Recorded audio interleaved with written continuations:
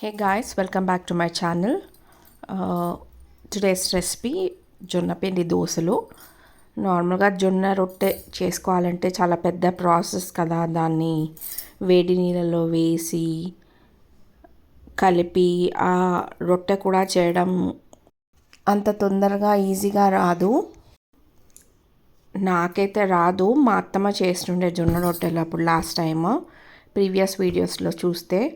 So ఈజీగా మనము జొన్న పిండి చాలా హెల్దీ కదా మనకి యూస్ చేసుకోవడానికి, మన డైట్లో యాడ్ చేసుకోవడానికి.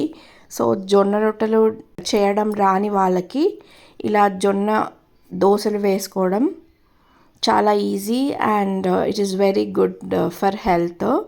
సో ఇక్కడ నేను జొన్న దోశలు ఎలా వేయాలో చూపిస్తాను.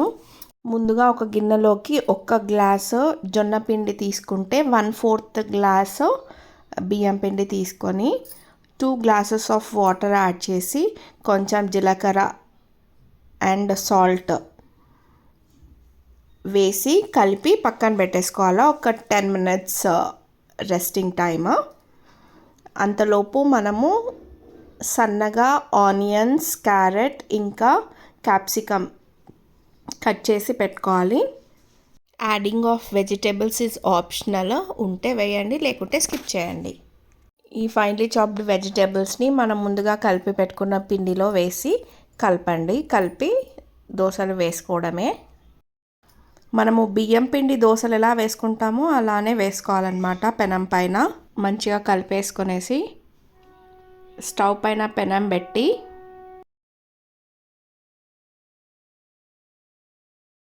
ఇంకా కొంచెం సాల్ట్ తక్కువ అనిపించింది, ఇక్కడ చెక్ చేసుకొని ఇంకా కొంచెం యాడ్ చేశాను.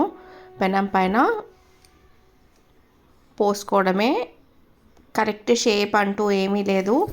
మనము అది చాలా లిక్విడ్గా ఉంటుంది కదా.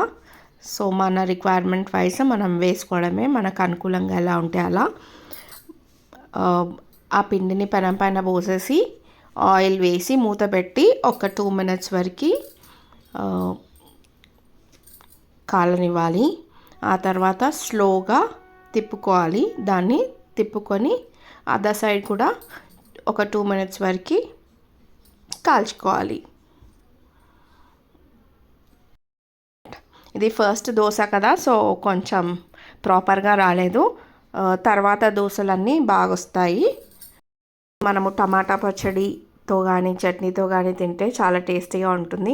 యాక్చువల్లీ మా అత్తమ్మ చెప్పింది దీన్ని చికెన్తో కూడా, చికెన్ గ్రేవీలో కూడా తింటే చాలా బాగుంటుంది అనేసి. సో జొన్న రొట్టె చేయరాని వాళ్ళకి ఇది ఈజీ ప్రాసెస్ అండ్ క్విక్గా కూడా అయిపోతుంది. సో ఈరోజు మా బ్రేక్ఫాస్ట్ వచ్చేసి జొన్న దోశలు. కొంచెం మీడియం ఫ్లేమ్లో అడ్జస్ట్ చేస్తూ ఫ్లేమ్ని వేసుకోండి దోశలు.